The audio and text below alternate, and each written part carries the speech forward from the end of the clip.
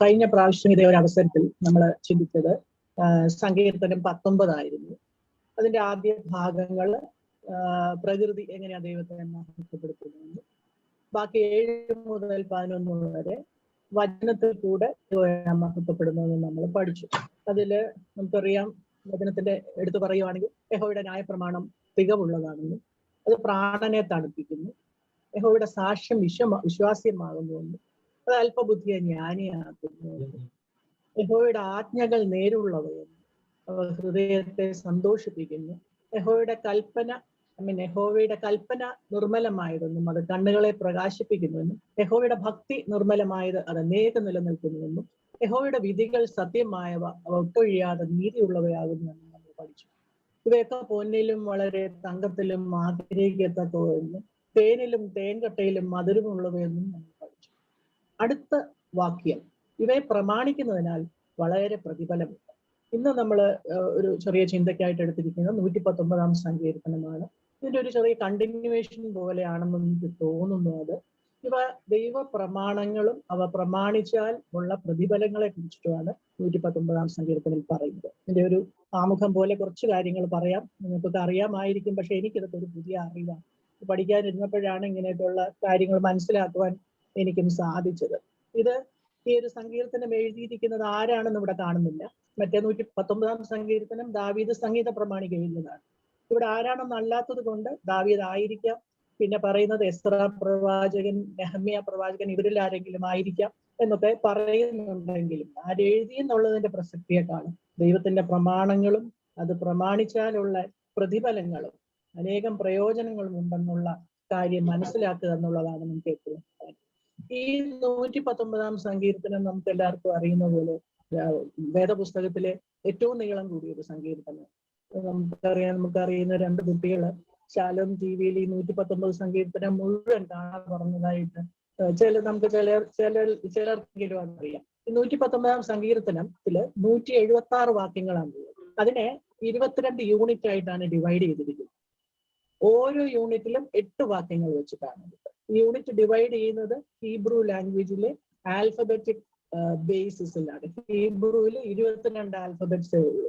നമുക്ക് English ആൽഫബറ്റിൽ A to Z വരെ 26 ഉണ്ടെങ്കിൽ ഹീബ്രുവിൽ 22 ആൽഫബറ്റ്സേ ഉള്ളൂ. അപ്പൊ ആ ഒരു ആൽഫബറ്റിൽ വെച്ചിട്ടാണ് ഓരോ യൂണിറ്റും എഴുതിയിരിക്കുന്നത്. നമുക്ക് വായിക്കാം ആലേഫ്, ബേത്ത്, അതൊക്കെ ഓരോ പിന്നെ ആൽഫബറ്റ് ആണ്.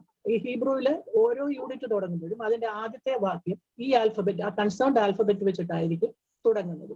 ഈ 176 വാക്യങ്ങളിൽ 105 വാക്യങ്ങൾ ഒഴികെ, അത് 84, 90, 121, 122, 130, ഈ 5 വാക്യങ്ങൾ ഒഴികെ ബാക്കി 171 വാക്യങ്ങൾ ദൈവത്തിന്റെ വചനത്തെ കുറിച്ച് അധികമായി നമ്മളെ പ്രബോധിപ്പിക്കുകയും ഓർമ്മപ്പെടുത്തുകയും ചെയ്യുന്നു. ഈ ബാക്കി 171 വചനങ്ങളിലും ദൈവത്തിന്റെ വചനവും അതല്ലെങ്കിൽ അതിന്റെ പര്യായങ്ങളുമാണ് നമുക്ക് കാണുന്നത്. ഏകദേശം ഒരു 10 പര്യായങ്ങൾ പറയുന്നുണ്ട്. യഹോവയുടെ ന്യായവിധികൾ, യഹോവയുടെ സാക്ഷ്യങ്ങൾ, അവന്റെ ആജ്ഞകൾ, കൽപ്പനകൾ, വിധികൾ, പിന്നെ അവന്റെ വാഗ്ദത്തങ്ങൾ, അവന്റെ വഴികൾ, അവന്റെ വചനം, അവന്റെ നീതി, പിന്നെ അവന്റെ സത്യം, ഇതെല്ലാം അതിനകത്ത് ഉൾപ്പെടും. ഏതെങ്കിലും ഒരു വാക്ക് ഇതിന്റെ പര്യായമായിട്ട് ഈ 171 വാക്യങ്ങളിൽ കാണും. എനിക്കൊരു വലിയ അറിവായിരുന്നു. കാരണം ഞാൻ ഇടയ്ക്കൊക്കെ 119 സങ്കീർത്തനം വായിക്കുമ്പോൾ ഞാൻ വിചാരിക്കും ഒരു വെറൈറ്റി ഒന്നും ഇല്ലല്ലോ, എല്ലാം ഒരുപോലെ ഇരിക്കുന്നല്ലോ എന്ന് വായിക്കും. പക്ഷെ അതല്ല, ഇതിൽ ഓരോ വാക്യവും ദൈവദാസന്മാര് വോളിയംസ് ഓഫ് ബുക്സ് എഴുതിയിട്ടുണ്ടെന്നാണ് പറയുന്നത്. അത്രയ്ക്ക് അർത്ഥം ഉൾക്കൊള്ളുന്ന വാക്യങ്ങളാണ് ഈ 119 സങ്കീർത്തനം. കാരണം ദൈവത്തിന്റെ വചനത്തിനെ മാത്രം പ്രകീർത്തിക്കുന്നതായിട്ടുള്ള ഒരു സങ്കീർത്തനമാണ് ഇത്.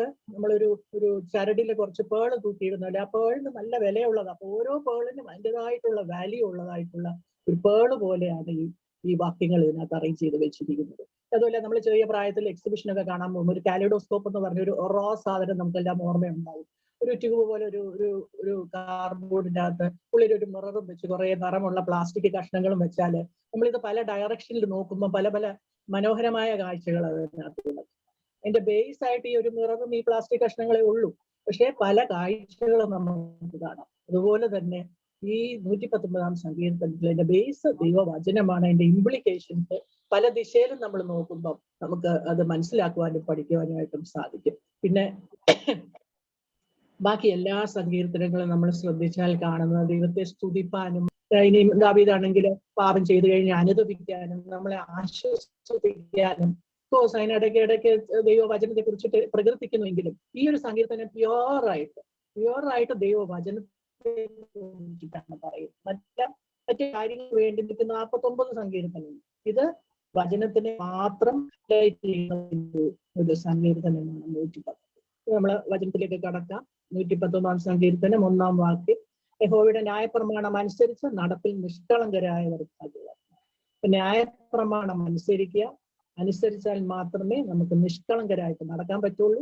അവർ മാത്രമേ ഭാഗ്യവാന്മാരാവുള്ളൂ. ഭാഗ്യവാന്മാരാകെന്ന് പറയുന്നത് അനുഗ്രഹിക്കപ്പെട്ടവർ, ബ്ലെസ്സഡ് എന്ന് പറയും. നിഷ്കളങ്കരാകുന്നു എന്നുള്ളതിന്റെ ഇംഗ്ലീഷ് ട്രാൻസ്ലേഷൻ ബ്ലെയിംലെസ്. കുറ്റമറ്റവരായിട്ട് നമുക്ക് ജീവിക്കണമെങ്കിൽ ദൈവത്തിന്റെ ന്യായപ്രമാണം അനുസരിച്ച് ജീവിക്കണം. ഭാഗ്യവാന്മാർ എന്ന വേറൊരു വാക്ക് നോക്കുവാണെങ്കിൽ അനുഗ്രഹിക്കപ്പെട്ടവരാരാ?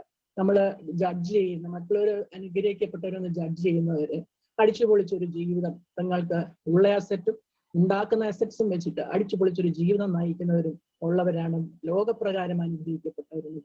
എന്നാൽ ഇവിടെ ദൈവത്തിന്റെ ന്യായപ്രമാണം അനുസരിച്ച് നടപ്പിൽ കുറ്റമറ്റവരായിട്ട് നടക്കുന്ന ദൈവമക്കളാണ് ഏറ്റവും ഭാഗ്യവാന്മാരെന്ന് പറയും. ഈ ചില സർവേസ് ഒക്കെ നടത്തുന്നുണ്ട് ഈ ഹാപ്പിനെസ് സ്കോർ അറിയാനായിട്ട്.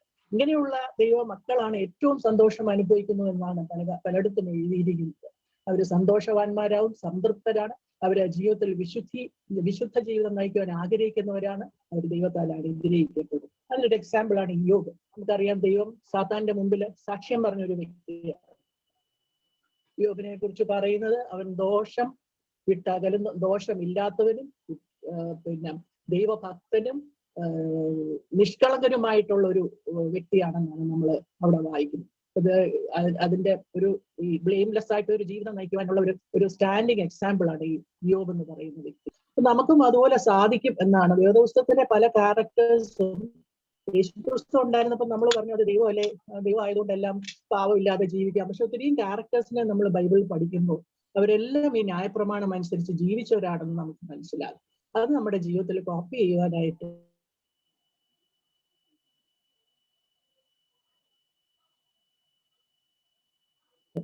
പിന്നെ ദൈവം നമുക്ക് ഓരോരുത്തർക്കും അന്വേഷിക്കുന്ന ഭാഗ്യമാണ്. ദൈവത്തെ കുറിച്ചിട്ടുള്ള അന്വേഷണം, ദൈവത്തിനെ അന്വേഷിക്കുമ്പോൾ ഒരു പൂർണ്ണ ഹൃദയത്തോടെ ആയിരിക്കും. നമ്മുടെ ബുദ്ധിയിലുള്ള കൊണ്ടിട്ടോ ശാസ്ത്രീയമായിട്ടുള്ള ചില ഗവേഷണങ്ങൾ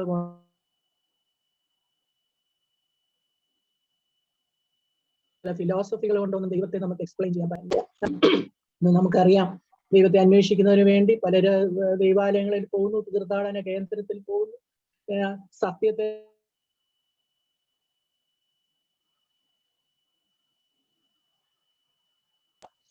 പ്രസ്താവനകൾ ഇറക്കുന്ന കള്ളപ്രവാചകന്മാരുടെ പുറകെ പോകുന്നു ദൈവത്തെ അന്വേഷിച്ച്. ഇതല്ല നമുക്ക് വേണ്ടത്. പൂർണ്ണ ഹൃദയത്തോടെ, പല ഡിവൈഡഡ് ഹാർട്ടിന് ഒരു പ്രസക്തി ഇല്ലാത്തതായിട്ട് നമ്മളിവിടെ വായിക്കുന്നത്. 50% ദൈവവചനത്തിൽ കൂടെ ദൈവത്തെ അന്വേഷിക്കുക, ബാക്കി 50% ഇങ്ങനെയുള്ള പ്രവാചകന്മാരുടെയും ദൈവദാസന്മാരുടെ പുറകെയും പോവുക. അവര് പറയുന്നത് ശരിയാണെന്ന് നമ്മൾ അറിയണമെങ്കിൽ നമ്മൾ വചനം പഠിച്ചാൽ മാത്രമേ അത് സാധിക്കുകയുള്ളൂ. പിന്നെ എപ്പോഴും കർത്താവ് ഒരു പൂർണ്ണ ഹൃദയത്തോടെ ഉള്ള ഒരു അന്വേഷണം ദൈവം അത് ഉൾക്കൊള്ളും, അത് സ്വീകരിക്കും. ഇത് ഡിവൈഡഡ് ഹാർട്ട് ആണെങ്കിൽ ഒരിക്കലും, ഒരു വിഭജിക്കപ്പെട്ട ഒരു നമ്മുടെ അന്വേഷണത്തിന്റെ തന്ത്രങ്ങളാണെങ്കിൽ ഒരിക്കലും ദൈവം അത് അക്സെപ്റ്റ് ചെയ്യില്ല, നമുക്ക് അതിനുള്ള അനുഗ്രഹവും ഉണ്ടാകുകയും. പക്ഷെ ഒരു ബ്രോക്കൺ ഹാർട്ട്, തകർന്നു നുറുങ്ങിയതുമായിട്ടുള്ള പൂർണ്ണ ഹൃദയത്തെ ദൈവം തീർച്ചയായിട്ടും അംഗീകരിക്കും. അതിനുള്ള ഒരു ഉദാഹരണമാണ് ഹിസ്കിയ രാജാവ്. ഹിസ്കിയ രാജാവ് 2 ദിനവൃത്താന്തം 31-ാം അധ്യായം 20-ാം വാക്യത്തിൽ എഴുതിയിരിക്കുന്നത്, ഹിസ്കിയാവ് യഹൂദയിലൊക്കെ നിവണ്ണം ചെയ്തു, തന്റെ ദൈവമായ യഹോവയുടെ സന്നിധിയിൽ നന്മയും ന്യായവും സത്യവുമായുള്ളത് പ്രവർത്തിച്ചു. അവൻ ദൈവാലയത്തിലെ ശുശ്രൂഷ സംബന്ധിച്ചും ന്യായപ്രമാണവും കൽപ്പനയും സംബന്ധിച്ചും തന്റെ ദൈവത്തെ അന്വേഷിക്കേണ്ടതിന് ആരംഭിച്ച സകല പ്രവൃത്തിയിലും പൂർണ്ണ ഹൃദയത്തോടെ പ്രവർത്തിച്ച് കൃതാർത്ഥനായി തീർന്നു. ഇവിടെ ഒരു എക്സാമ്പിൾ ആണ്. രാജാവായ ഹിസ്കിയാവിന് ദൈവത്തെ അന്വേഷിക്കേണ്ട കാര്യമൊന്നുമില്ല, പക്ഷെ എത്ര ആത്മാർത്ഥമായിട്ട് പൂർണ്ണ ഹൃദയത്തോടാണ് ദൈവത്തെ അന്വേഷിക്കുകയും അതിനനുസരിച്ചിട്ടുള്ള അനുഗ്രഹം താൻ പ്രാപിക്കുകയും ചെയ്തതെന്ന് നമ്മൾ മനസ്സിലാക്കും. 3-ാമത്തെ വാക്യം, അവർ നീതികേട് പ്രവർത്തിക്കാതെ, അവർ എന്ന് പറയുന്നത് ന്യായപ്രമാണം അനുസരിക്കുന്നത്, അവർ നീതികേട് പ്രവർത്തിക്കാതെ അവന്റെ വഴികളിൽ തന്നെ നടക്കും. നീതികേട് പ്രവർത്തിക്കുക എന്ന് പറഞ്ഞാൽ പാപം ചെയ്യാതിരിക്കുക. പാപം ചെയ്യാതെയുള്ള ഒരു അവസ്ഥയിൽ തന്റെ ജീവിതത്തിൽ വിശുദ്ധിയും നന്മയും ഒരു മുഖമുദ്രയായിട്ട് അവർ ജീവിക്കാൻ ശ്രമിക്കുന്നു. അവർ അവന്റെ വഴികളിൽ തന്നെ നടക്കുന്നു. അവന്റെ വഴികളിൽ നടക്കുവാൻ പലപ്പോഴും നമുക്ക് പ്രയാസങ്ങൾ ഉണ്ടാവും, നമ്മൾ വീണു പോകും. എന്നാൽ ആ വഴികളിലെല്ലാം നമ്മൾ എഴുന്നേൽപ്പിച്ച് നടക്കുവാനുള്ള ശക്തിയും കൃപയും അത് നമുക്ക് തന്നുകൊണ്ടിരിക്കും. ഈ 3 വാക്യങ്ങൾ കഴിഞ്ഞ 4ാമത്തെ വാക്യങ്ങൾ ഒരു ഫസ്റ്റ് പേഴ്സൺ ഡയലോഗ് ആയിട്ടാണ് നമ്മൾ കാണുന്നത്. അതുവരെ അവന്റെ സാക്ഷ്യങ്ങൾ, അവർ നീതികേട് പ്രവർത്തിക്കുന്നു, അവനെ അന്വേഷിക്കുന്നവർ ഭാഗ്യവാന്മാർ. ഈ 4ാം വാക്യം മുതൽ നിന്റെ പ്രമാണങ്ങൾ, ഒരു പ്രാർത്ഥനയുടെ ഒരു ഛായയും കൂടെ ഈ 4 മുതൽ 8 വരെയുള്ള വാക്യങ്ങളിൽ നമുക്ക് തോന്നും. നിന്റെ പ്രമാണങ്ങളെ കൃത്യമായി ആചരിക്കേണ്ടതിന് അവയെ കൽപ്പിച്ചു തന്നിരിക്കുന്നു. നമ്മള് ബൈബിളിലെ വചനങ്ങൾ നമുക്ക് തന്നിരിക്കുന്നത് കൃത്യമായിട്ട് ആചരിക്കുവാൻ വേണ്ടിയാണ്. പക്ഷെ ഇന്ന് നമ്മൾ കാണുന്നത് ഈ കൃത്യമായിട്ടുള്ള വചനങ്ങളെ അത് വളച്ചൊടിച്ച് അസത്യമാക്കി അത് പ്രവർത്തിക്കുന്നവരും അത് പ്രചരിപ്പിക്കുന്നവരെയാണ് നമ്മൾ കാണുന്നത്. നമുക്ക് ദൈവം തന്നിരിക്കുന്ന ഒരു മിഷൻ എന്ന് പറയുന്നത് ഈ പ്രമാണങ്ങൾ കൃത്യമായി ആചരിക്കും. 5ാമത്തെ വാക്യം, നിന്റെ ചട്ടങ്ങളെ ആചരിക്കേണ്ടതിന് നിന്റെ നടപ്പ് സ്ഥിരമായെങ്കിൽ കൊള്ളാമായിരുന്നു. ഇതൊരു പ്രാർത്ഥനയുടെ ഒരു ഭാവം നമ്മൾ ഇതിൽ കാണുന്നുണ്ട്. കാരണം നമ്മൾ ഈ ചട്ടങ്ങളെല്ലാം പഠിച്ചാലും നമ്മുടെ നടപ്പ് പലപ്പോഴും സ്ഥിരമാകുവാൻ നമുക്ക് സാധിക്കുന്നില്ല. നമ്മൾ പലപ്പോഴും വീണു പോകും. അപ്പൊ അവിടെ എല്ലാം നമ്മളെ പിടിച്ചു നിർത്തേണ്ടത് ദൈവത്തിന്റെ ഒരു ശക്തി മാത്രമാണെന്ന് ഒരു ഛായ ഇവിടെ നമുക്ക് തോന്നുന്നുണ്ട്.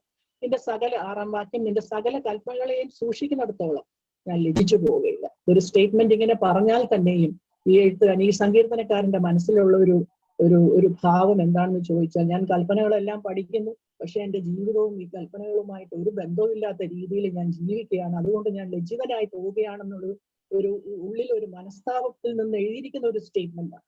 നമ്മുടെ ജീവിതത്തിലും അങ്ങനെ തന്നെയാണല്ലോ. നമ്മളൊക്കെ ബൈബിൾ പഠിക്കുകയും ഇത്രയും വചനം കേൾക്കുകയും തന്നെത്താൻ പഠിക്കുകയും മെഡിറ്റേറ്റ് ചെയ്യുകയും ഒക്കെ ചെയ്യുമെങ്കിലും രാവിലെ എഴുന്നേറ്റ് നമ്മുടെ ജീവിതത്തിലേക്ക് വരുമ്പോൾ നമ്മൾ ഇന്ന് രാവിലെ പഠിച്ച ആളാണോ ഇതെന്ന് നമ്മുടെ ജീവിതം കണ്ട് നമ്മൾ തന്നെ ലജ്ജിച്ചു പോകും. ദൈവസന്നിധിയിൽ ഒരു അൺഅഷേംഡ് ഒരു ജീവിതം നയിക്കാനായിട്ട് ദൈവത്തിന്റെ കൃപയ്ക്ക് വേണ്ടി നമുക്ക് പ്രാർത്ഥിക്കാം.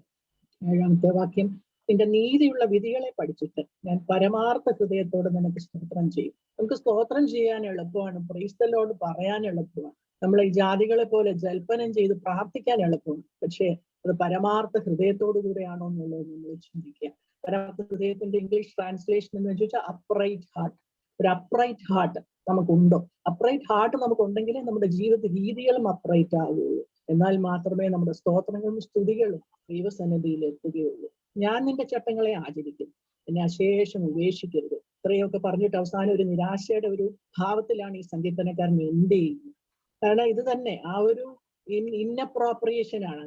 വചനം പഠിക്കുകയും ജീവിതത്തിൽ കാണിക്കാൻ വയ്യാതിരിക്കുമ്പോഴുള്ള ലജ്ജയും ആ സമയത്ത് ദൈവം നമ്മളെ തള്ളിക്കളയുമോ എന്നുള്ള ഒരു ചിന്തയും അതൊക്കെയാണ് അവസാനത്തെ ഒരു വാക്ക് പറയുന്നത്. അശേഷം ഉപേക്ഷിക്കരുത്. നമുക്ക് നമ്മുടെ ദൈവത്തിന്റെ അടുത്ത് പിന്നെയും വരാൻ പറ്റുന്നത് അവന്റെ കൃപയും അവന്റെ ദയയും ഒന്നുകൊണ്ട് മാത്രം. നമുക്കെല്ലാം അറിയാം, നമ്മളെല്ലാവരും ഇപ്പം ബൈബിൾ അല്പാൽപ്പം പഠിക്കുന്നവരാണ്, മെസ്സേജ് കേൾക്കുന്നവരാണ്. നമ്മളെല്ലാം ജീവിതത്തെ ട്രാൻസ്ഫോം ചെയ്യാനായിട്ട് ദൈവത്തോട് ആഗ്രഹിക്കുന്നവരാണ്. എന്നാലും നമുക്ക് വീഴ്ചകൾ വരും. ആ സമയത്തൊക്കെ നമ്മളെ അശേഷം ഉപേക്ഷിക്കരുതേ എന്ന് സങ്കീർത്തനക്കാരനോട് പ്രാർത്ഥിക്കുന്നതായിട്ട് കാണാം. നമുക്കറിയാം, പത്രോസ് 2 പ്രാവശ്യം കോഴി ഊതുന്നതിന് മുമ്പേ 3 പ്രാവശ്യം ദൈവത്തെ തള്ളിക്കളഞ്ഞു. പക്ഷെ അവൻ വെളിയിൽ പോയിരുന്ന് പൊട്ടിക്കരഞ്ഞ് അനുദപിക്കുന്നതായിട്ട് നമുക്ക് കാണാം. ആ പത്രോസിലാണ് ദൈവം തന്റെ സഭയെ പാറയായിട്ട് തന്റെ സഭയെ പിൽക്കാലത്ത് പണിത്. എന്തുകൊണ്ടാണ്?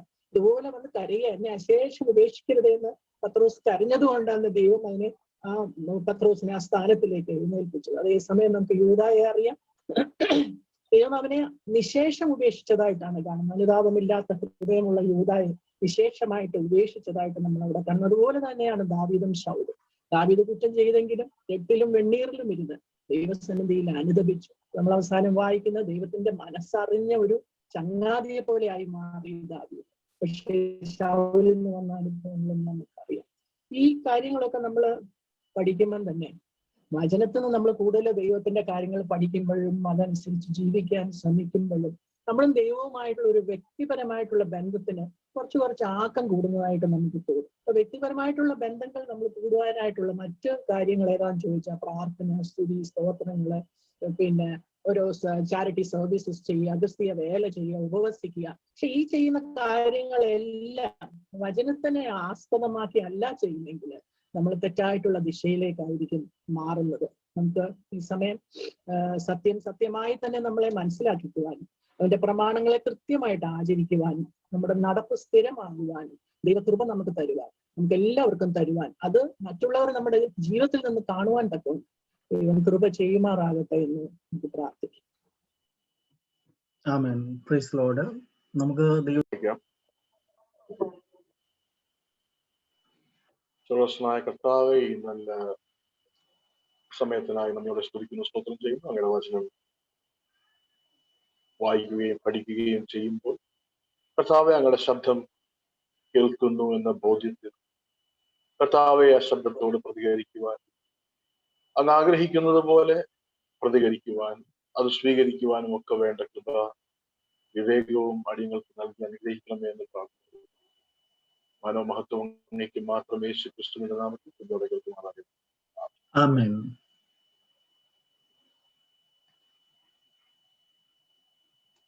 സദൃശ്യവാക്യങ്ങൾ 14-ാമത്തെ അധ്യായം 14-ാമത്തെ വാക്യം. സദൃശ്യവാക്യങ്ങൾ 14-ാമത്തെ അധ്യായം 14-ാമത്തെ വാക്യം. അവിടെ ഇങ്ങനെ പറയുന്നു: ഹൃദയത്തിൽ വിശ്വാസത്യാഗമുള്ളവന് തന്റെ നടപ്പിൽ മടുപ്പ് വരും, നല്ല മനുഷ്യനോ തന്റെ പ്രവൃത്തിയാൽ തന്നെ. ഹൃദയത്തിൽ വിശ്വാസത്യാഗമുള്ളവന് തന്റെ നടപ്പിൽ മടുപ്പ് വരും, നല്ല മനുഷ്യനോ തന്റെ പ്രവൃത്തിയാൽ തന്നെ.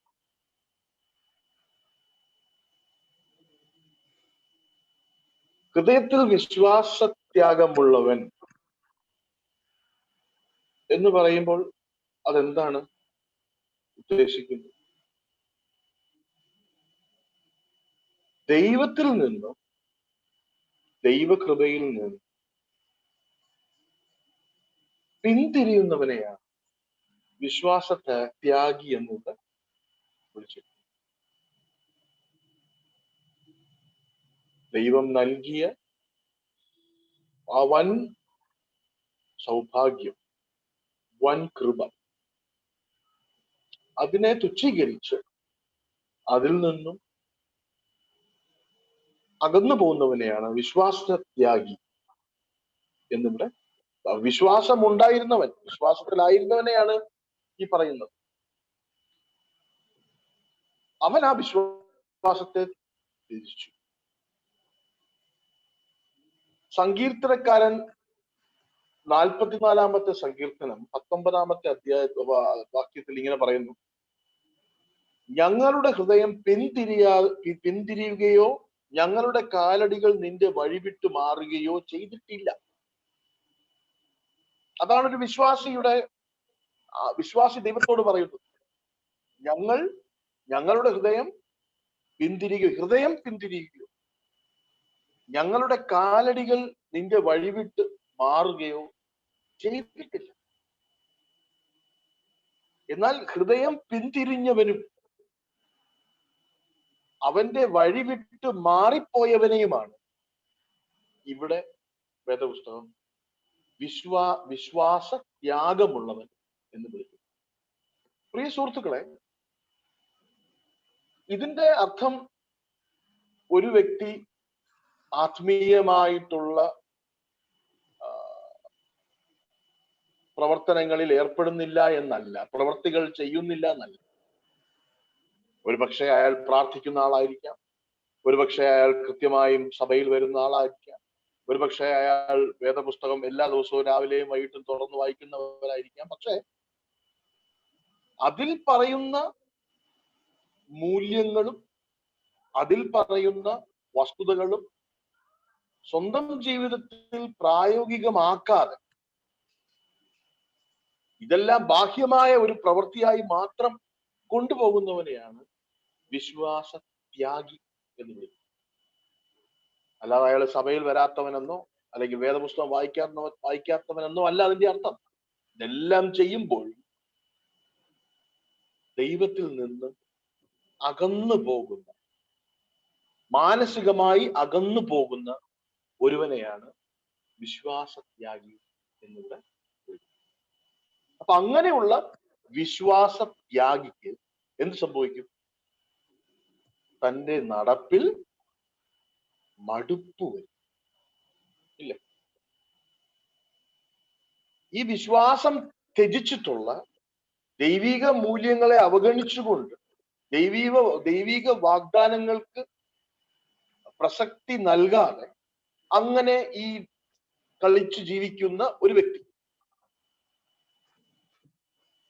അയാൾ ഒരുപക്ഷെ ആത്മീയ കൂട്ടായ്മകളൊക്കെ ഉപേക്ഷിച്ച് പോയ ആളായിരിക്കാം, ഒരുപക്ഷെ അതിനുള്ളിൽ തന്നെ നിൽക്കുന്ന ഒരാളായിരിക്കാം, ഒരുപക്ഷെ വളരെ പ്രാധാന്യം ഉള്ള ഉത്തരവാദിത്തങ്ങൾ വഹിക്കുന്ന ആളായിരിക്കും, ആരുമാകും. പക്ഷെ അങ്ങനെയുള്ള ആളുകൾ അവർക്ക് ലഭിക്കുന്ന വൃദ്ധമായ താൽക്കാലിക സംതൃപ്തിയിൽ നിന്ന് അവർ മടുത്തു പോകും. അവരുടെ ജീവിതത്തിൽ അവരുടെ ജീവിത ഘട്ടങ്ങളിൽ, ജീവിത അനുഭവങ്ങളിൽ അവര് ഒരു സമയത്ത് അല്ലെങ്കിൽ മറ്റൊരു സമയത്ത് അവർ തീർത്തും ആ മടുപ്പ് പ്രകടിപ്പിക്കും. എന്തൊരു കഷ്ടം.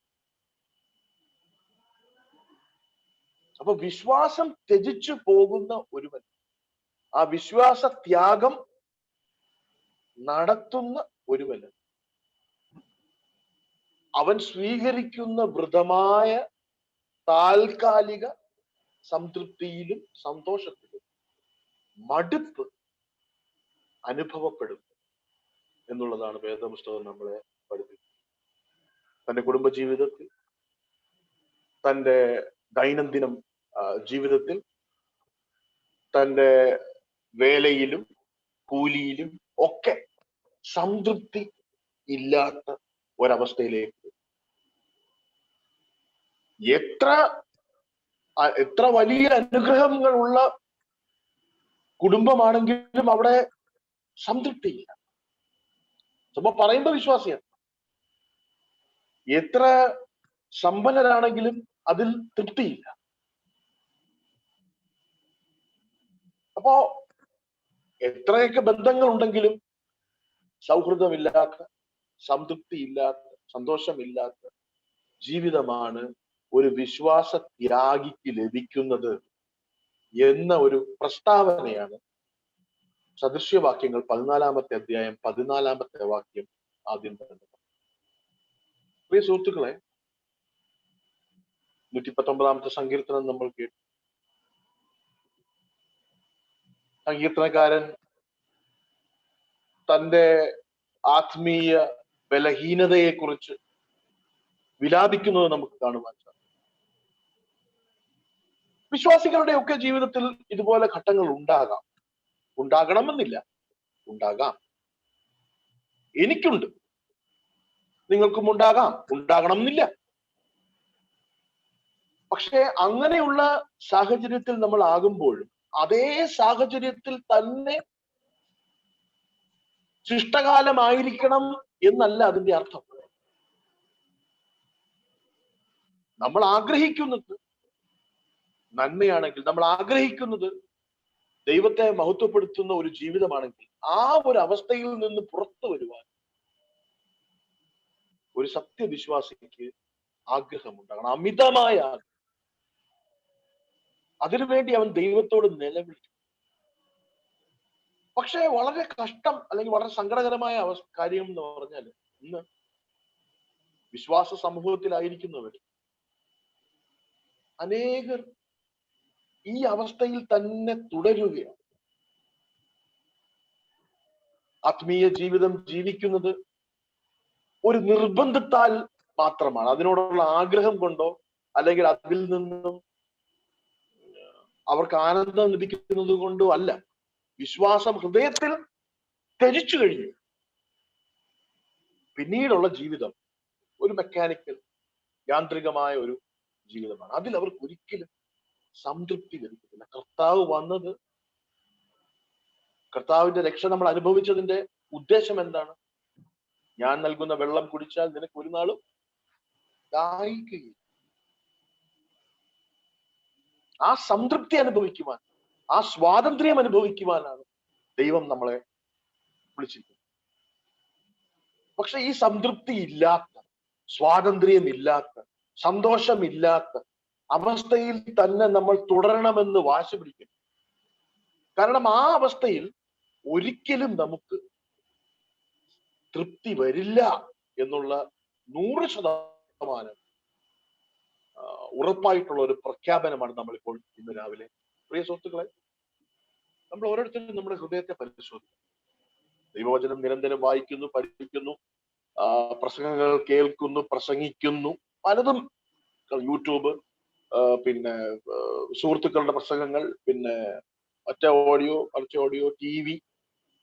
പക്ഷെ ഒരു നിമിഷം ഹൃദയത്തിനുള്ളിലേക്ക് നിങ്ങൾ ഓരോരുത്തരും എന്നോടൊപ്പം ഇന്ന് പകൽക്കാലം നിങ്ങളുടെ ഓരോരുത്തരുടെ ഹൃദയത്തിനുള്ളിലേക്ക് തിരിഞ്ഞു. സംതൃപ്തിയുള്ള ഒരു ജീവിതം ജീവിക്കുവാൻ നിങ്ങൾക്ക് സാധിക്കും. അയ്യോ, ഇതാണ് എന്റെ ബലഹീനത, ഇതാണ് എന്റെ കഷ്ടം, ഇതാണ് എന്റെ ജീവിതം എന്ന് വെച്ച് നമ്മൾ അവിടെ നിൽക്കാതെ, ഞാൻ എന്റെ വിശ്വാസത്തെ ത്യജിച്ച് മുന്നോട്ട് പോയിക്കൊണ്ടിരിക്കുകയാണ്, ഇവിടെ നിന്നും എനിക്ക് പുറത്തു വരേണ്ടതുണ്ട് എന്ന ഒരു ചിന്ത, ഒരു ആഗ്രഹവും നമുക്ക് ഓരോരുത്തർക്കും വേണം. അപ്പൊ ഇവിടെ പറയുന്നത്, ഹൃദയത്തിൽ വിശ്വാസത്യാഗമുള്ളവൻ തന്റെ നടപ്പിൽ മടുപ്പ് വരും. നല്ല മനുഷ്യനോ തന്റെ പ്രവൃത്തിയിൽ തന്നെ തൃപ്തി വരും. അപ്പൊ ഇവിടെ നല്ല മനുഷ്യൻ എന്ന് പറയുന്നത് ആരാണ് ഈ നല്ല മനുഷ്യൻ? വിശ്വാസത്യാഗമുള്ളവനെ കുറിച്ചിട്ടാണ് ആദ്യം പറഞ്ഞത്. അപ്പൊ രണ്ടാമത് പറയുന്നത് ആ വിശ്വാസത്യാഗമുള്ളവന് വിരോധമായി അല്ലെങ്കിൽ ഓപ്പോസിറ്റ് ആയിട്ട് നിൽക്കുന്നവനെ, അതായത് വിശ്വാസത്തിലായിരിക്കുന്നത്, ഉറച്ച വിശ്വാസത്തിൽ നിലകൊള്ളുന്നു. അപ്പൊ ഇവിടെ നല്ല മനുഷ്യൻ എന്ന് പറയുന്നത് വിശ്വാസത്തിൽ നിലകൊള്ളുന്നവനെയാണ്. നല്ല ഗുരു എന്നൊരുവൻ പോയി കർത്താവിനെ വിളിച്ചപ്പോൾ കർത്താവ് ചോദിച്ചു, നീ എന്നെ എന്തിനു നല്ലതെന്ന് വിളിക്കുന്നു? നല്ലവൻ നീ എന്തിനു വിളിക്കുന്നു? ദൈവം മാത്രമേ നല്ലവനുള്ളൂ. അപ്പൊ ഇവിടെ നല്ലവനെന്ന് ഉദ്ദേശിക്കുന്നത്, നല്ല മനുഷ്യനോ എന്ന് പറയുന്നത് ആരെയാണ്? വിശ്വാസം ത്യജിക്കാതെ ആ വിശ്വാസത്തിൽ മുറുക്കി പിടിച്ച് മുന്നോട്ട് പോകുന്നവരെയാണ് ഇവിടെ നല്ല മനുഷ്യൻ എന്ന് പറയുന്നത്. ആ നല്ല മനുഷ്യൻ എന്തു പറ്റും? തന്റെ പ്രവൃത്തിയാൽ തന്നെ തൃപ്തി വരും. വിശ്വാസത്യാഗിയുടെ നടപ്പിന് വിരുദ്ധമായി അവന്റെ നല്ല നടപ്പിൽ നിന്നും തൃപ്തി വരുമെന്നാണ് ഇവിടെ വേദപുസ്തകം നമ്മളെ പഠിപ്പിക്കുന്നത്. വിശ്വാസത്യാഗിയുടെ ഹൃദയം അവനെ ഉപേക്ഷിക്കും. എന്നാൽ കർത്താവിനോട് പറ്റി നിൽക്കുന്ന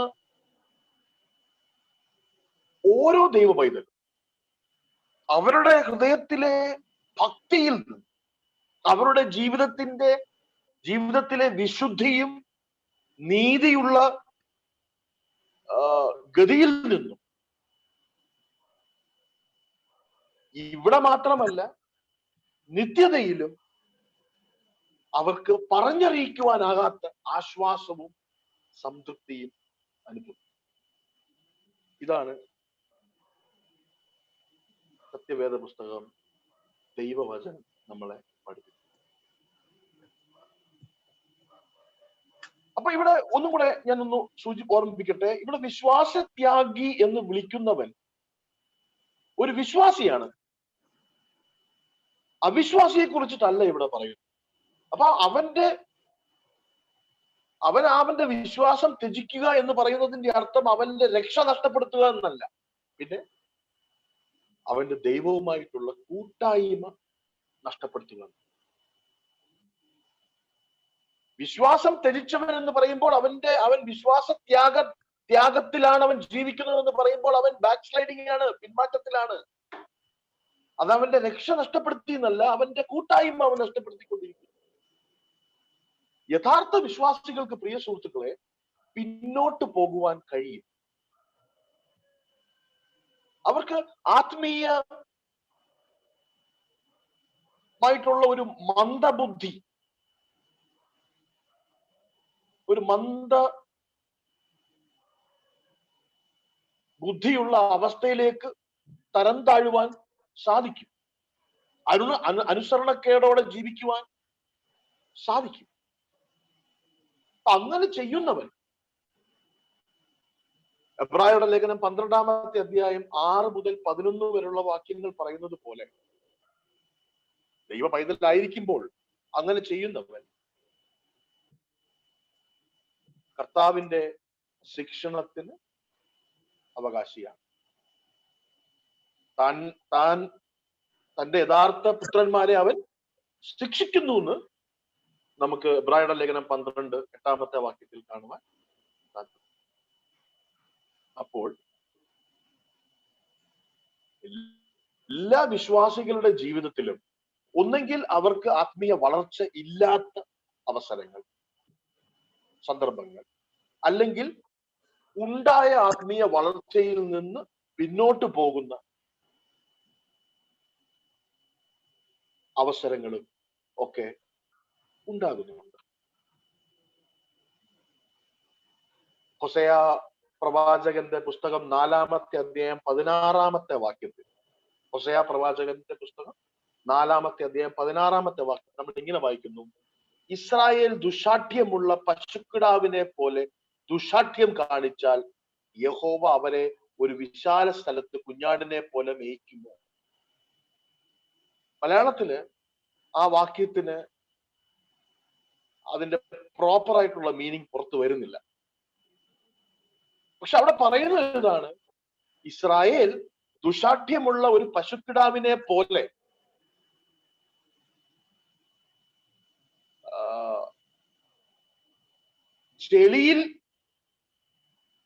ചെളി നിറഞ്ഞ ഒരു സ്ഥലത്ത് പിന്നോട്ട് തെന്നി നീങ്ങിപ്പോകുന്നത് പോലെ പോയാൽ ദൈവം അതിനെ രക്ഷിക്കുമോ എന്നുള്ളതാണ് അവിടുത്തെ ചോദ്യം.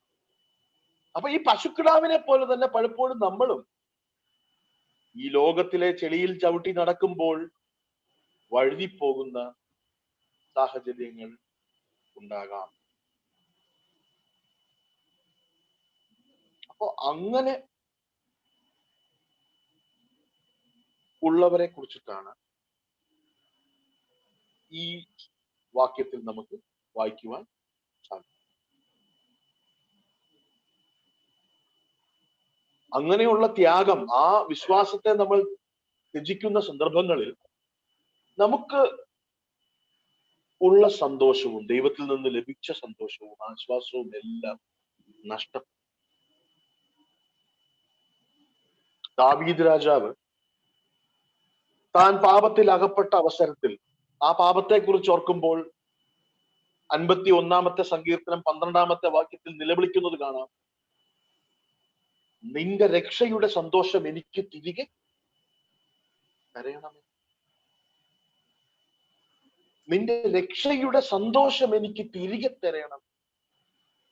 പ്രിയപ്പെട്ട സുഹൃത്തുക്കളെ, ഇന്ന് പകൽക്കാലം നമ്മളിൽ എത്ര പേർക്ക് ഈ ഒരു അവസ്ഥയിലൂടെ പോകേണ്ട സാഹചര്യം? നമുക്കും കർത്താവിനോട് ചോദിക്കണം. നമുക്കും ആ സന്തോഷം നഷ്ടപ്പെട്ടു പോയിട്ടുണ്ട്, നമുക്കും ആ സമാധാനം നഷ്ടപ്പെട്ടു പോയിട്ടുണ്ട്. നമുക്ക് കർത്താവിലേക്ക് നോക്കി നമുക്കും കരയാം, നിലവിളിക്കാം: നിന്റെ രക്ഷയുടെ സന്തോഷം എനിക്ക് തിരികെ തരണമേ.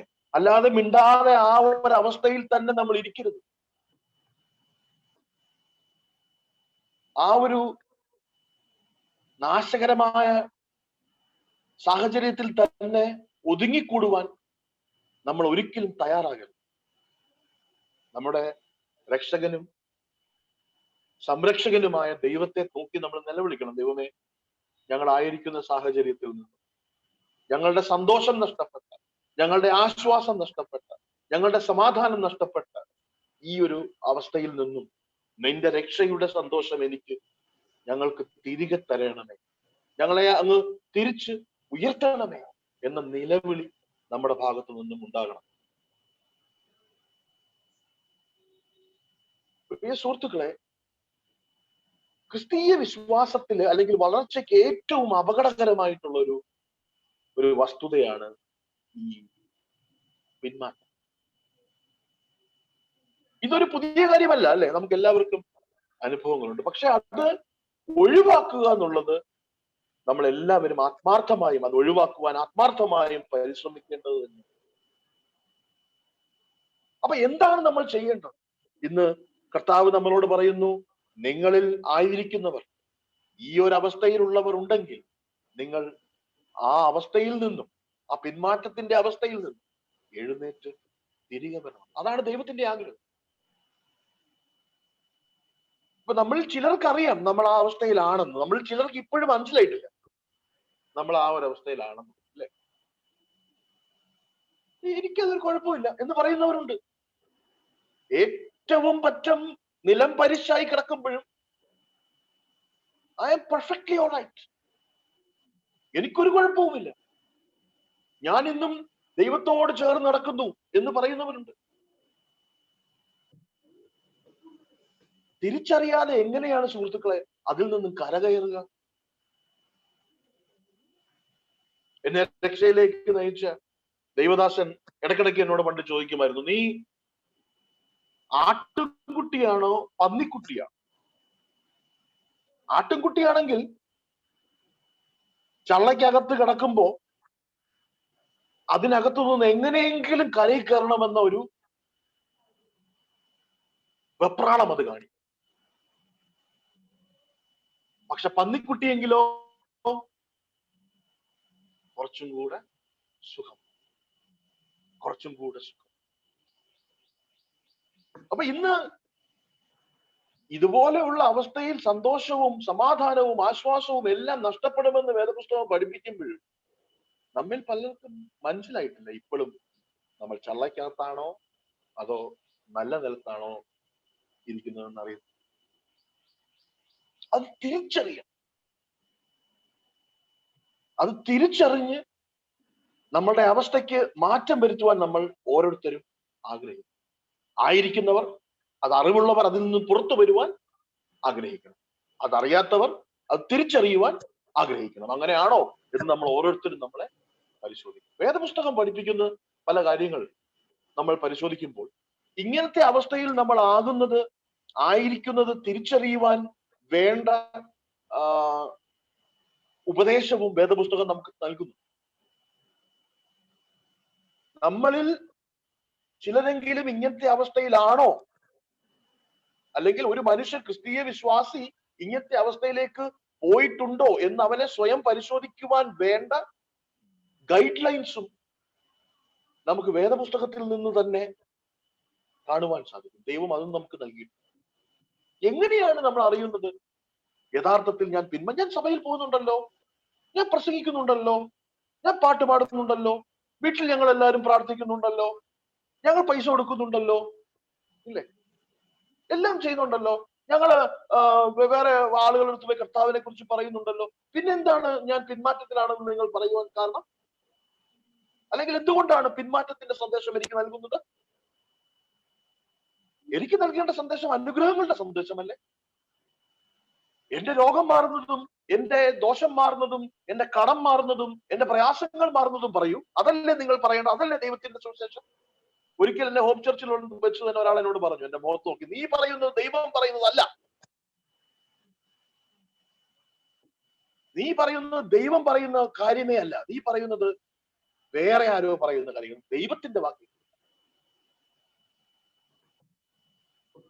സുഹൃത്തുക്കളെ, ദൈവവചനം പറയുന്നത് നമ്മൾ പരിശോധിക്കണം. ദൈവവചനം നൽകിയിരിക്കുന്ന ജ്ഞാനത്തിന്റെ അടിസ്ഥാനത്തിൽ നിന്നുകൊണ്ട്, നമ്മളുടെ ബാഹ്യമായ പ്രവൃത്തികളുടെ അടിസ്ഥാനത്തിലല്ല, ദൈവവചനത്തിന്റെ അടിസ്ഥാനത്തിൽ നിന്നുകൊണ്ട് നമ്മൾ നമ്മെ പരിശോധിക്കണം. എന്താണ് നമ്മുടെ ആത്മീയാവസ്ഥ? ദൈവവചനം പറയുന്നത് നമുക്ക് സ്വർഗീയ മൂല്യങ്ങൾ നഷ്ടപ്പെട്ടിട്ടുണ്ടെങ്കിൽ, നമ്മുടെ ജീവിതത്തിൽ നമുക്ക് സ്വർഗീയ മൂല്യങ്ങൾ നമ്മൾ കോംപ്രമൈസ് ചെയ്തിട്ടുണ്ടെങ്കിൽ, ആ മൂല്യങ്ങളിൽ നമുക്ക് നഷ്ടമുണ്ടായിട്ടുണ്ടെങ്കിൽ, നമ്മിൽ നഷ്ടമുണ്ടായിട്ടുണ്ടെങ്കിൽ, നമ്മൾ വിശ്വാസ ത്യാഗത്തിന്റെ വഴിയിലാണ് എന്നുള്ളത്. കൊളോസ്യർക്ക് എഴുതിയ ലേഖനം 3-ാമത്തെ അധ്യായം 15-ാമത്തെ വാക്യം. കൊളോസ്യർക്ക് എഴുതിയ ലേഖനം 3-ാമത്തെ അധ്യായം 15-ാമത്തെ വാക്യം ഒന്ന് പരിശോധിക്കും. 15, 16, 17. കൊളോസ്യർക്ക് എഴുതിയ ലേഖനം 3:15-16. ഇവിടെ പറയുന്നത്, ക്രിസ്തുവിന്റെ സമാധാനം നിങ്ങളുടെ ഹൃദയങ്ങളിൽ വാഴട്ടെ, അതിനല്ലോ നിങ്ങൾ ഏക ശരീരമായി വിളിക്കപ്പെട്ടിരിക്കുന്നത്, നന്ദിയുള്ളവരായും ഇരിപ്പിൻ. സങ്കീർത്തനങ്ങളാലും സ്തുതികളാലും ആത്മീയ ഗീതങ്ങളാലും തമ്മിൽ പഠിപ്പിച്ചും ബുദ്ധി ഉപദേശിച്ചും നന്ദിയോടെ നിങ്ങളുടെ ഹൃദയങ്ങളിൽ ദൈവത്തിനു പാടിയും ഇങ്ങനെ ക്രിസ്തുവിന്റെ വചനം ഐശ്വര്യമായി സകല ജ്ഞാനത്തോടും കൂടെ നിങ്ങളിൽ വസിക്കട്ടെ. 17-ാമത്തെ വാക്യം, വാക്കിനാലോ ക്രിയയിലാലോ എന്തു ചെയ്താലും സകലവും ക്രിസ്തുവായ യേശുവിന്റെ നാമത്തിൽ ചെയ്തു അവൻ മുഖാന്തരം പിതാവായ ദൈവത്തിന് സ്തോത്രം പറഞ്ഞുകൊണ്ടും ഇരിക്കുന്നു. ഈ വാക്യങ്ങളിൽ പ്രാഥമികമായി നമ്മളെ പഠിപ്പിക്കുന്നത് നമ്മുടെ ദൈനംദിന ജീവിതം സ്വർഗീയ മൂല്യങ്ങളുടെ അടിസ്ഥാനത്തിലായിരിക്കണമെന്നുള്ളത്. ഈ സ്വർഗീയ മൂല്യത്തിന്റെ നഷ്ടം എന്റെ ജീവിതത്തിൽ എനിക്ക് കാണുവാൻ സാധിച്ചാൽ, നിങ്ങളുടെ ജീവിതത്തിൽ നിങ്ങൾക്ക് കാണുവാൻ സാധിച്ചാൽ, അതിന്റെ അർത്ഥം നിങ്ങളും ഞാനും വിശ്വാസത്യാഗം നടത്തിക്കൊണ്ടിരിക്കുന്നു എന്നുള്ളത്. നോക്കൂ, ഈ ഒരു ഭൗമിക പൗരന്റെ മുൻഗണനകൾ ഭൗമികമാണ്, ഇല്ലേ? ഈ ലോകത്തിലെ ഒരു പൗരന്റെ മുൻഗണനകൾ ഈ ലോകത്തിന്റെ മുൻഗണനകളാണ്. ഈ ലോകത്തിലെ താൽക്കാലിക കാര്യങ്ങൾ മാത്രമാണ് അയാളെ സംബന്ധിച്ച് പ്രധാനം. എന്നാൽ ഒരു സ്വർഗീയ പൗരന്റെ മുൻഗണനകൾ നമ്മൾ പാസ്റ്റർ പാടി, സിയോൻ സഞ്ചാരി ഞാൻ യേശുവിൽ. അവൻ സിയോൻ സഞ്ചാരിയാണ് ഞാനെങ്കിൽ, ഞാൻ സ്വർഗത്തിന്റെ പൗരനാണെങ്കിൽ എന്റെ മുൻഗണനകൾ സ്വർഗീയമായിരിക്കണം.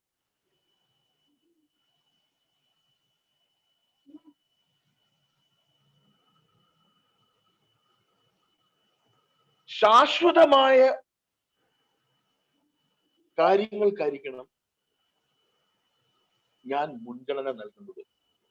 പ്രിയ സുഹൃത്തെ, ഇന്ന് ഈ സമയം നിങ്ങളുടെ ഹൃദയത്തിലേക്ക് ഒന്ന് നോക്കൂ. നിങ്ങൾ എന്ത് കാര്യത്തിനാണ് ഏറ്റവും പ്രാധാന്യം നൽകുന്നത്? ഏറ്റവും പ്രാധാന്യം നൽകുന്നത് എന്ത് കാര്യത്തിൽ? അതാണ് നിങ്ങളുടെ ദൈവം. ഏറ്റവും മൂല്യം കൽപ്പിക്കുന്നത് എന്തിനാണ്? അതാണ് നിങ്ങളുടെ ദൈവം. പണത്തിനാണ് നിങ്ങൾ ഏറ്റവും മൂല്യം കൽപ്പിക്കുന്നതെങ്കിൽ അതാണ് നിങ്ങളുടെ ദൈവം. ജോലിക്കാണ് ഏറ്റവും മൂല്യം, നിങ്ങളുടെ ഉദ്യോഗത്തിനാണ് ഏറ്റവും കൂടുതൽ മൂല്യം കൽപ്പിക്കുന്നതെങ്കിൽ അതാണ് നിങ്ങളുടെ ദൈവം. കുടുംബത്തിനാണ് ഏറ്റവും കൂടുതൽ മൂല്യം കൽപ്പിക്കുന്നതെങ്കിൽ അതാണ് നിങ്ങളുടെ ദൈവം.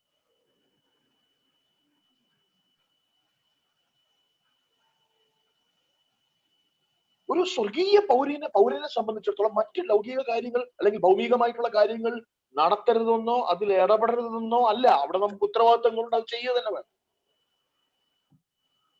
പക്ഷെ ഏറ്റവും ഇമ്പോർട്ടന്റ് എന്താണ്? അത് സ്വർഗീയ മൂല്യങ്ങളായിരിക്കണം. അവിടെ നമ്മൾ വിട്ടുവീഴ്ച നടത്തിയിട്ടുണ്ടെങ്കിൽ, വളരെ ശ്രദ്ധിച്ചു കേൾക്കൂ, നിങ്ങൾ ആരുമായിക്കൊള്ളട്ടെ, ഞാൻ ആരുമായിക്കൊള്ളട്ടെ, നമ്മൾ എന്തും ചെയ്യുന്നവരായിക്കൊള്ളട്ടെ, പാടുന്നവരാകട്ടെ, പ്രസംഗിക്കുന്നവരാകട്ടെ, ചികിത്സിക്കുന്നവരാകട്ടെ, മറ്റ് പല സഹായങ്ങൾ ചെയ്യുന്ന ആരുമായിക്കോട്ടെ, ഡോക്ടർ ആയിക്കോട്ടെ, പട്ടാളക്കാരനായിക്കോട്ടെ, പോലീസുകാരനായിക്കോട്ടെ, ആരുമായിക്കോട്ടെ, പക്ഷെ നമ്മുടെ ജീവിതത്തിന്റെ പ്രാഥമികമായിട്ടുള്ള സ്ഥാനം സ്വർഗീയ മൂല്യങ്ങൾക്കല്ല എങ്കിൽ നമ്മൾ പിന്മാറ്റത്തിലാണ്, പ്രിയ സുഹൃത്ത്. അതാണ് വേദപുസ്തകം നമ്മളെ പഠിപ്പിക്കുന്നത്. വിശ്വാസികളായ നാം ക്രിസ്തുവിനോടൊപ്പം ഉയർത്തെഴുന്നേറ്റ് സ്വർഗീയ മണ്ഡലങ്ങളിൽ ഇരിക്കുന്നു എന്ന വേദപുസ്തകം നമ്മളെ പഠിപ്പിക്കും, ഇല്ലേ?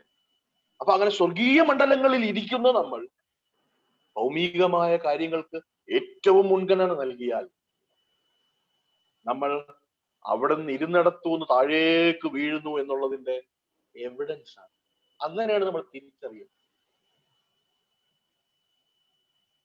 ദൈവം നമുക്ക് നൽകിയിട്ടുള്ള ക്രിസ്തുവിനുള്ള ഈ പുതിയ സ്വർഗീയമായ സ്ഥാനം നാം എങ്ങനെ ജീവിക്കുന്നു എന്നതിനെ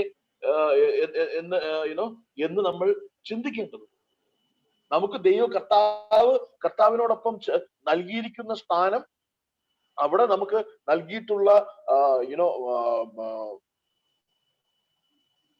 ഇമ്പോർട്ടൻസ് നമ്മുടെ ഈ ലോകത്തിലെ ദൈനംദിന ജീവിതത്തിൽ നമ്മൾ റിഫ്ലക്ട് ചെയ്യേണ്ടതുണ്ട്.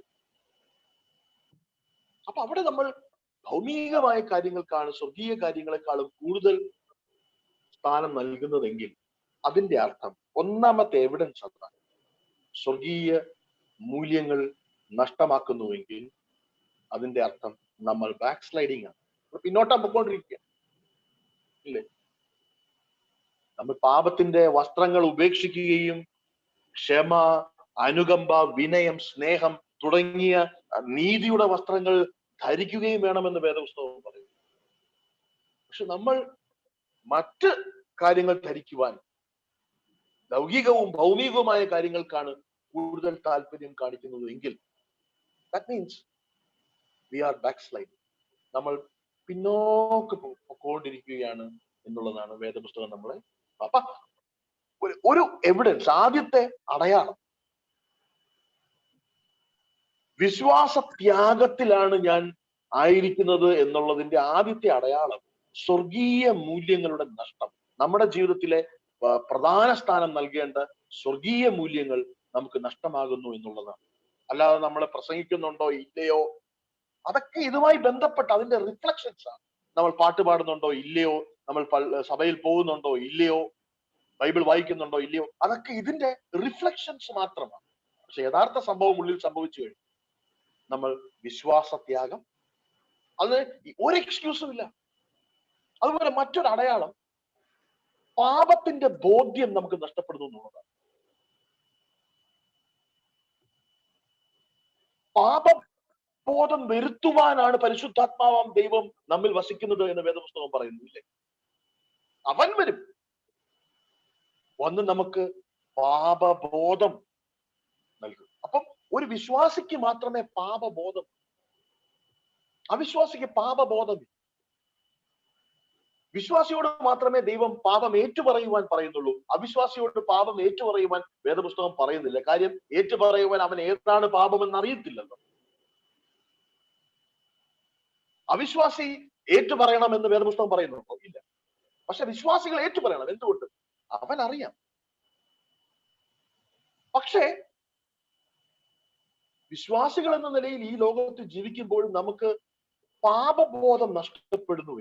അതായത് നാം പാപത്തിൽ ജീവിക്കുമ്പോഴും അത് നമ്മൾ ചെയ്യുമ്പോഴും എല്ലാം ആ ഒരവസ്ഥ നമ്മളെ ഞെട്ടിക്കുന്നില്ല എന്നുള്ളതാണ് അതിന്റെ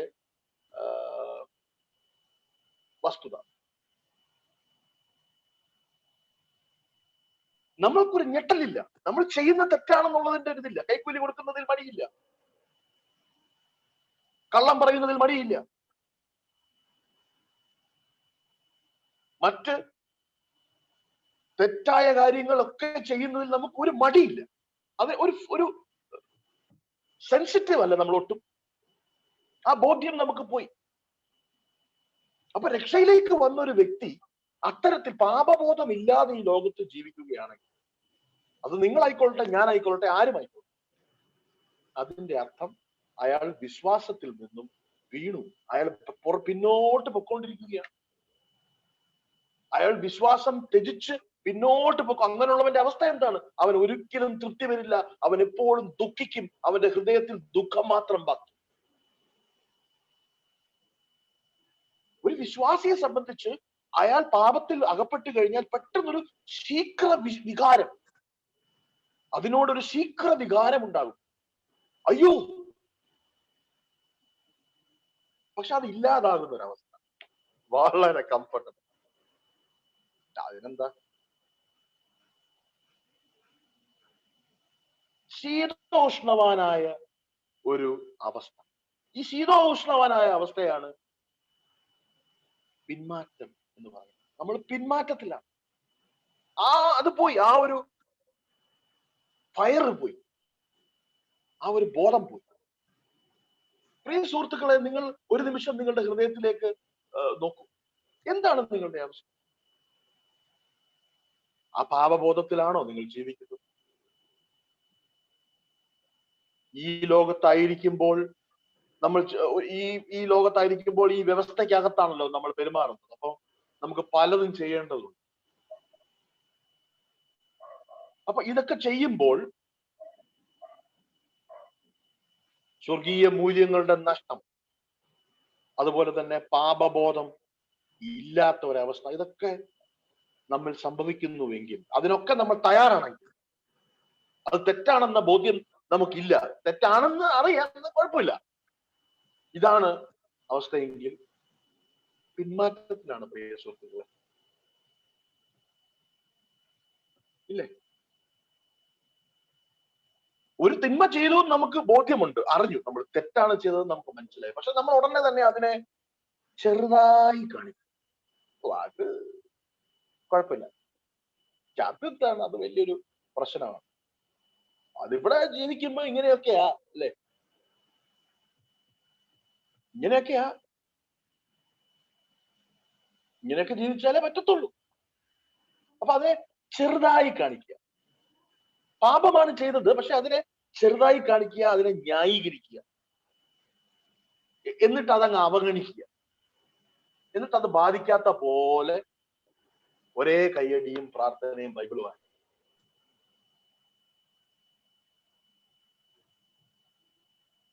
ഇല്ലേ?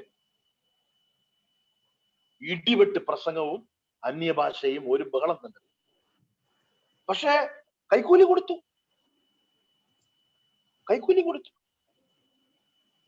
ടാക്സ് കൊടുത്തില്ല.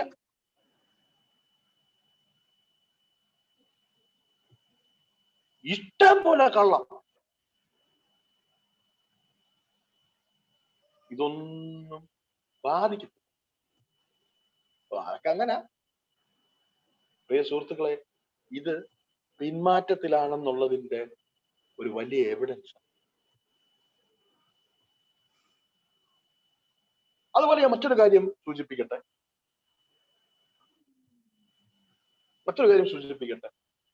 നാം ദൈവത്തെയും മറ്റുള്ളവരെയും സേവിക്കുന്നതിൽ മടിയന്മാരായി.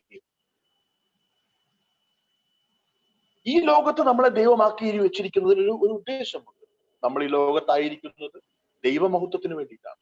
നമ്മൾ ഈ ലോകത്തായിരിക്കുന്നത് ഇവിടെ ദൈവത്തെയും മറ്റു മനുഷ്യരെയും സേവിക്കുവാൻ വേണ്ടിയിട്ടാണ്. ദൈവത്തെ സേവിക്കുന്ന ദൈവത്തിന്റെ നാമം ഘോഷിക്കുന്നു, മറ്റു മനുഷ്യരെ സേവിക്കുന്നത് അവർക്ക് രക്ഷയുടെ സന്ദേശം നൽകുന്നു. ഇതിനിടയിൽ ഒരുപാട് കാര്യങ്ങൾ നമ്മൾ ചെയ്യേണ്ടതുണ്ട്. നമ്മുടെ ആരോഗ്യം കൊണ്ടും, നമ്മുടെ സമ്പത്ത് കൊണ്ടും, നമ്മുടെ ബന്ധങ്ങൾ കൊണ്ടും, നമ്മളുടെ പ്രവൃത്തികൾ കൊണ്ടും ഒക്കെ നമ്മൾ ഒരുപാട് കാര്യങ്ങൾ ചെയ്യേണ്ടതുണ്ട്. ഇതൊന്നും ചെയ്യാതെ, ഇതിലൊന്നും താല്പര്യമില്ലാതെ നമ്മൾ മാത്രം നമ്മുടെ ജീവിതത്തിന്റെ കേന്ദ്രബിന്ദുവായി തീരുമ്പോൾ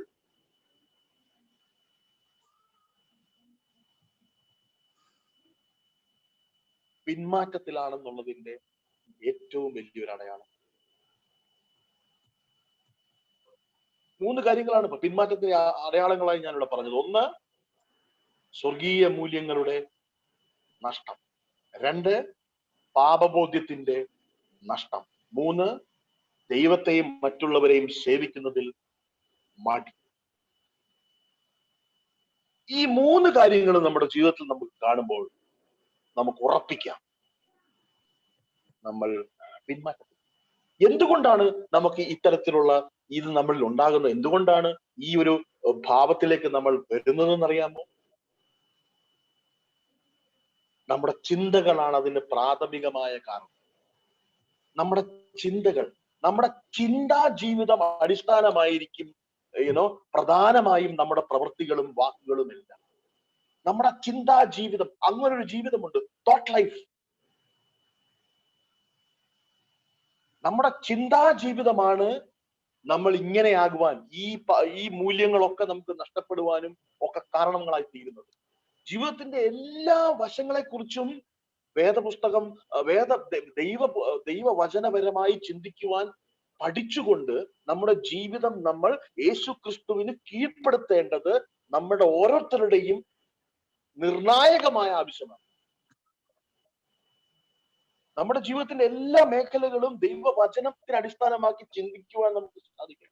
കാരണം എല്ലാ പാപവും ആരംഭിക്കുന്നത് നമ്മുടെ ചിന്തകളിലാണ്. ബൈബിൾ പലപ്പോഴും അതിനെ ഹൃദയം എന്നാണ് വിളിക്കുന്നത്. മാർക്കോസിന്റെ സുവിശേഷം 7-ാമത്തെ അധ്യായം 20 മുതൽ 23 വരെയുള്ള വാക്യങ്ങൾ, മാർക്കോസ് 7, 20 മുതൽ 23 വരെയുള്ള വാക്യങ്ങളിൽ നമുക്കത് കാണുക. മനുഷ്യരിൽ നിന്ന് പുറപ്പെടുന്നത് അത്രേ മനുഷ്യനെ അശുദ്ധനാക്കുന്നത്. അകത്തു നിന്ന്, മനുഷ്യരുടെ ഹൃദയത്തിൽ നിന്ന് തന്നെ ദുശ്ചിന്ത, വ്യഭിചാരം, പരസംഗം, കുലപാതകം, മോഷണം, അത്യാഗ്രഹം, ദുഷ്ടത, ചതി, ദുഷ്കർമ്മം, വിടക്കുകണ്ണ്, ദൂഷണം, അഹങ്കാരം, മൂഢത എന്നിവ പുറപ്പെടുന്നു. അപ്പൊ നമ്മുടെ തോട്ട് ലൈഫ്, നമ്മുടെ ചിന്താ ജീവിതം,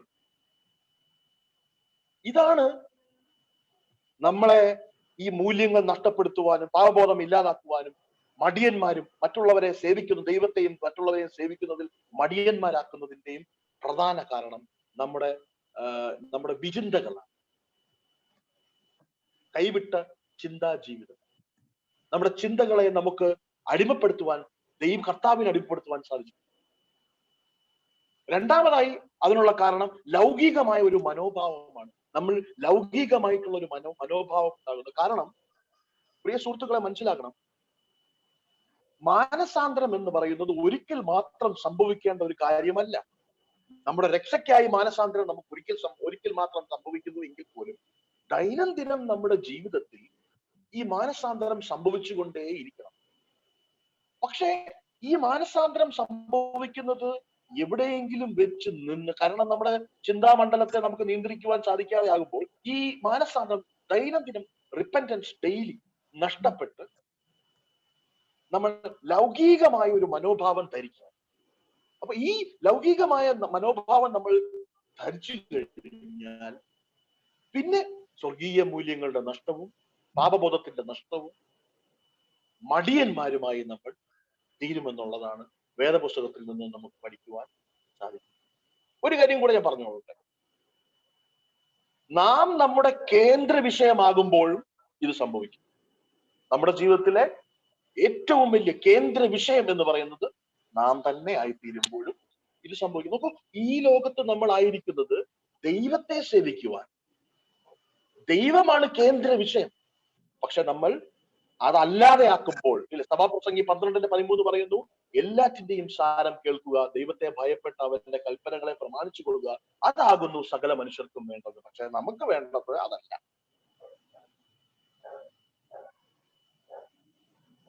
അപ്പോ നമ്മുടെ ചിന്ത, നമ്മുടെ വിചിന്തകൾ നമ്മുടെ ചിന്താമണ്ഡലത്തെ നിയന്ത്രിക്കാതിരിക്കുന്ന നമ്മുടെ പ്രവൃത്തി, ലൗകികമായ മനോഭാവം, അതുപോലെ തന്നെ നാം തന്നെ നമ്മുടെ ജീവിതത്തിന്റെ കേന്ദ്ര വിഷയമാകുന്നതൊക്കെയാണ് സ്വർഗീയ മൂല്യങ്ങളുടെ നഷ്ടമുണ്ടാകുവാനും അതുപോലെ തന്നെ പാപബോധം നഷ്ടപ്പെടുവാനും മടിയന്മാരുമായി തീരുവാനുള്ള കാരണം. അതോടൊപ്പം പ്രാർത്ഥനയില്ലായ്മയും കൂടെ നമുക്ക് ചേർക്കാം.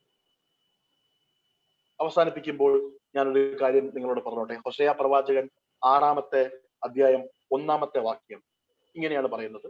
ഹോശേയ പ്രവാചകൻ 6:1 നോക്കൂ. വരുവിൻ, നാം യഹോവയുടെ അടുക്കലേക്ക് ചെല്ലുക. അവൻ നമ്മെ കടിച്ചു കീറിയിരിക്കുന്നു, അവൻ സൗഖ്യമാക്കും. അവൻ നമ്മെ അടിച്ചിരിക്കുന്നു, അവൻ മുറിവ് ഇല്ലേ? തിരികെ വിളിക്കുന്ന ഒരു ദൈവം. നിങ്ങൾ എന്നിലേക്ക് തിരികെ വരുവിൻ. നിങ്ങൾ ഏത് സാഹചര്യത്തിലാണെങ്കിലും നിങ്ങൾ തിരികെ വരുവിൻ. ഇതാണ് നിങ്ങളുടെ പ്രശ്നമെന്ന് തിരിച്ചറിഞ്ഞ് ദാവീദ് കരഞ്ഞതുപോലെ നിലവിളിച്ചുകൊണ്ട് നിങ്ങൾ തിരികെ വരണം. മുടിയനായ പുത്രൻ കയറി ചെല്ലുമ്പോൾ അവനെ കണ്ടുകൊണ്ട് പിതാവ് ഓടി വരുന്നത് പോലെ ഓടി വരുന്ന ഒരു ദൈവമാണ് നമുക്കുള്ളത്.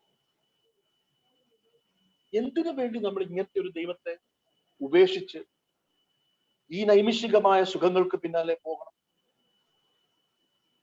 1 യോഹന്നാൻ 4-ാമത്തെ അധ്യായം 4-ാമത്തെ വാക്യം 1 യോഹന്നാൻ 4-ാമത്തെ അധ്യായം 4-ാമത്തെ വാക്യം പറയുന്നത് അവൻ നമ്മോടൊപ്പം ഉണ്ടെന്നുള്ളതാണ്, നമ്മിൽ ഉണ്ടെന്നുള്ളത്, നമ്മുടെ ഉള്ളിൽ ഇല്ലേ?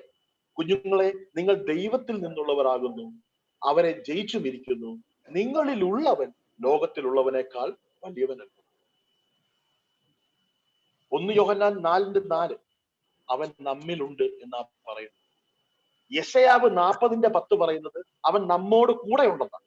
യെശയ്യാവ് 40:10 ഞാൻ നിന്നോട് കൂടെയുണ്ട്, ഭ്രമിച്ചു നോക്കേണ്ട, ഞാൻ നിന്റെ ദൈവമാകുന്നു, ഞാൻ നിന്നെ ശക്തീകരിക്കും, ഞാൻ നിന്നെ സഹായിക്കും എന്റെ നീതിയുള്ള വലങ്കൈ കൊണ്ട് ഞാൻ നിന്നെ താങ്ങും. അവൻ നമ്മിലുണ്ട്, അവൻ നമ്മോട് കൂടെയുണ്ട്. റോമർക്ക് എഴുതിയ ലേഖനം 8-ാമത്തെ അധ്യായം 31-ാമത്തെ വാക്യം പറയുന്നത് അവൻ നമുക്ക് അനുകൂലമാണെന്ന്. ഇല്ലേ? ഇത് സംബന്ധിച്ച് നാം എന്തു പറയണ്ടു? ദൈവം നമുക്ക് അനുകൂലമെങ്കിൽ നമുക്ക് പ്രതികൂലമാണ്. അവൻ നമ്മിലുണ്ട്, അവൻ നമ്മോട് കൂടെയുണ്ട്, അവൻ നമുക്ക് അനുകൂലമാണ്. ഇല്ലേ? യെശയ്യാവ് 27:3 പറയുന്നത് അവൻ നമ്മുടെ പിന്നാലെ ഉണ്ടെന്ന്. നമ്മുടെ പിന്നാലെ ഉണ്ട്. യഹോവയായ ഞാൻ അതിനെ സൂക്ഷിക്കും, ക്ഷണം പ്രതി ഞാൻ അതിനെ നനയ്ക്കും. ആരും അതിനെ തൊടാതിരിക്കേണ്ടതിന് ഞാൻ അതിനെ രാവും പകലും സൂക്ഷിക്കും. യെശയ്യാവ് 52:12 പറയുന്നത് അവൻ നമ്മുടെ മുന്നേ പോകുമെന്ന്. ഇല്ലേ? നിങ്ങൾ ബദ്ധപ്പാടോടെ പോകയില്ല, ഓടിപ്പോകുകയുമില്ല. യഹോവ നിങ്ങൾക്ക് മുമ്പായി നടക്കും.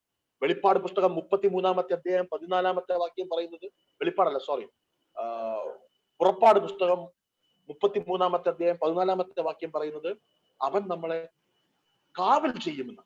ഇല്ലേ? അതിന് അവൻ എന്റെ സാന്നിധ്യം നിന്നോട് കൂടെ പോരും, ഞാൻ നിനക്ക് സ്വസ്ഥത നൽകും എന്ന് അരുളി ചെയ്യുന്നു. അപ്പൊ നോക്കൂ, നമ്മൾ ഉള്ളിലുള്ളവൻ, നമ്മോട് കൂടെയുള്ളവൻ, നമുക്ക് അനുകൂലമായവൻ, നമുക്ക് പിന്നിലുള്ളവൻ, നമുക്ക് മുന്നിൽ പോകുന്നവൻ, നമ്മളെ കാവൽ ചെയ്യുന്നവനായ ദൈവത്തെ വിട്ട് നമ്മൾ എന്തിന് മറ്റു വഴി പോകണം? അപ്പൊ ഇന്ന് ഈ പകൽക്കാലം നമുക്ക് ഒരു ഒരു ഒരു ഒരു ഒരു തീരുമാനം, ഒരു നിശ്ചയത്തിലേക്ക് വരും. നമ്മുടെ ആത്മീയ അവസ്ഥ പരിശോധിച്ച് ഒരു തിരിച്ചുവരവിന് ആവശ്യമുണ്ടെന്ന് കണ്ടാൽ അത് നാളത്തേക്ക് നിങ്ങൾ നീട്ടിവെക്കരുത്, പിന്നത്തേക്ക് നീട്ടിവെക്കരുത്. ഇപ്പോൾ തന്നെ ദൈവത്തെ സമീപിച്ച് അതിൽ ഒരു മാറ്റം വരുത്തി ആ ദൈവത്തിലേക്ക് ഓടിച്ചെല്ലുവാൻ നമ്മൾ ഓരോരുത്തരും സന്നദ്ധരാകണം. കർത്താവ് നിങ്ങൾ ഓരോരുത്തരെയും അനുഗ്രഹിക്കട്ടെ. കേട്ട വചനം അതിനെ തുച്ഛീകരിക്കുക, ദൈവശബ്ദം കേൾക്കുമ്പോൾ അതിന് മൂല്യം നൽകുക, അതിനോട് ശരിയായ രീതിയിൽ അത് സ്വീകരിക്കുകയും പ്രതികരിക്കുകയും ചെയ്യുക. കണ്ണുകളടയ്ക്കാൻ പ്രാർത്ഥിക്കാം. സ്വർഗ്ഗസ്ഥനായ കർത്താവേ, ഈ നല്ല സമയത്തായി നന്ദിയോടെ സ്തുതിക്കുന്നു, സ്തോത്രം ചെയ്യുന്നു. കേട്ട വചനം ഞങ്ങളുടെ ജീവിതത്തിൽ കർത്താവെ അത് സ്വീകരിച്ച് എന്റെ ജീവിതത്തിൽ അത് യാഥാർത്ഥ്യമാക്കുവാൻ, അനുഭവമാക്കുവാൻ വേണ്ട കൃപയും വിവേകവും അടിയനും നൽകണമേ എന്ന് പ്രാർത്ഥിക്കുന്നു. വന്നിരിക്കുന്ന ഓരോരുത്തരെയും കരങ്ങളിലേക്ക് മാനവ മഹത്വം അങ്ങേക്ക് മാത്രം. യേശു ക്രിസ്തുവിന്റെ നാമത്തിൽ കൃപയോടെ കേൾക്കുമാറാകണമേ. ആമേൻ. നമുക്ക് കർത്താവിന് നന്ദി പറയാം. കർത്താവ്